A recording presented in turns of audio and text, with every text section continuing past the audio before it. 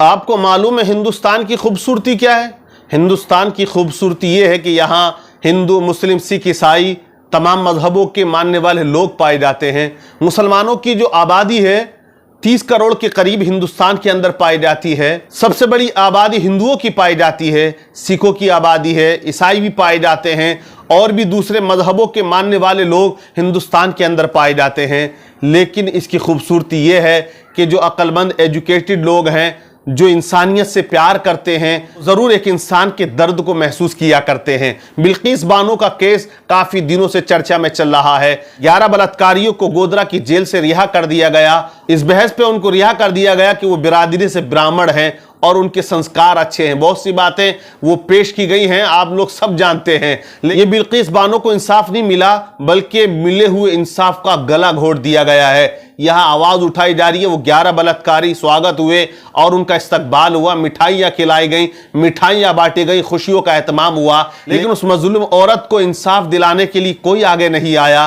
तो मुबारकबाद के लायक हैं मेरी वो बहनें जो आगे बढ़ी हैं और सुप्रीम कोर्ट के अंदर उन्होंने जनहित में याचिका दायर कर दी है। लेकिन ये महिलाएं कौन हैं जिन्होंने जनहित में याचिका दायर की? सुप्रीम कोर्ट ने उसको एक्सेप्ट किया, रिसीव किया और मंजूर कर लिया है। मुकदमा चलेगा, फैसला फिर आएगा। उन बलात्कारियों, जालिमों को उम्मीद की जा रही है कि फिर से जेल की सलाखों में डाला जाएगा। तो 30 करोड़ मुसलमानों की आबादी पाई जाती है। 30 करोड़ मुसलमानों में से कोई बिल्किस बानो के केस के बारे में सुप्रीम कोर्ट नहीं गया, किसी ने उनके लिए आवाज नहीं उठाई, वहां जाके सुप्रीम कोर्ट का दरवाजा नहीं खटखटाया। अगर सुप्रीम कोर्ट का दरवाजा खटखटाया तो हमारी हिंदू बहनों ने खटखटाया। मुबारकबाद के लायक हैं ये बहनें कि जिन्होंने एक औरत के दर्द को, उसकी तकलीफ को महसूस किया, उस पे हुए जुल्म को महसूस किया और उन्होंने जाकर सुप्रीम कोर्ट का दरवाजा खटखटाया। यही हिंदुस्तान की खूबसूरती है, यही भाईचारा है, यही हम सबको एक बनाता है और हिंदुस्तान को अखंड बनाता है।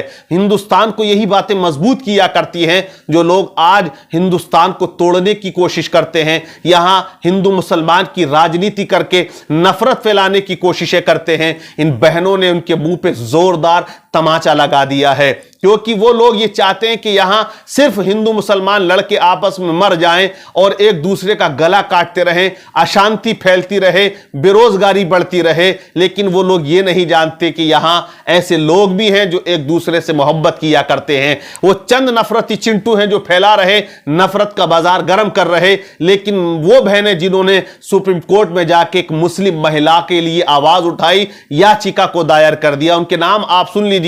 नाम उनके सुभाषिनी, रेवता, रूपरेखा, मोनिका। इन नामों में कोई भी मुस्लिम महिला नहीं है, सिर्फ हिंदू महिलाएं हैं जिन्होंने बिल्किस बानो के कांधे से कांधा मिलाया है। उम्मीद की किरण जगाई है कि जो इंसाफ तुम्हें मिला, जिस इंसाफ का गला घोटा गया, वो इंसाफ तुमको दोबारा मिलेगा। वो जालिम सलाखों के पीछे फिर जाएंगे, फिर उनको सजा दी जाएगी। तो इसीलिए मेरा हिंदुस्तान महान है कि यहां वो लोग भी पाए जाते हैं जो इंसानियत से प्यार करते हैं, एक औरत के जज्बात को समझते हैं। इन औरतों ने इस बात का एहसास तमाम उन नफरती चिंटियों को दिला दिया है। और मैं वही बात कहूंगा जो डॉक्टर इकबाल ने कही, सारे जहां से अच्छा हिंदोस्ता हमारा, हम बुलबुलें हैं इसकी ये गुलसिता हमारा। क्योंकि आवाज इंसानियत के लिए जरूर उठानी चाहिए, वो किसी भी मजहब का हो। अगर उस पर जुल्म या ज्यादती हुई है तो तमाम को मिलकर लड़ना होगा, इन जालिमों के खिलाफ उठना होगा जो हिंदुस्तान में नफरत का बाजार गर्म करके हमारे मुल्क को अंदर से खोखला करने की गंदी राजनीति किया करते हैं। तो एक होकर तमाम हिंदू मुसलमानों को रहना होगा। इस भारत को और उन्नति और तरक्की की तरफ हमें मिलकर सबको ले जाना होगा।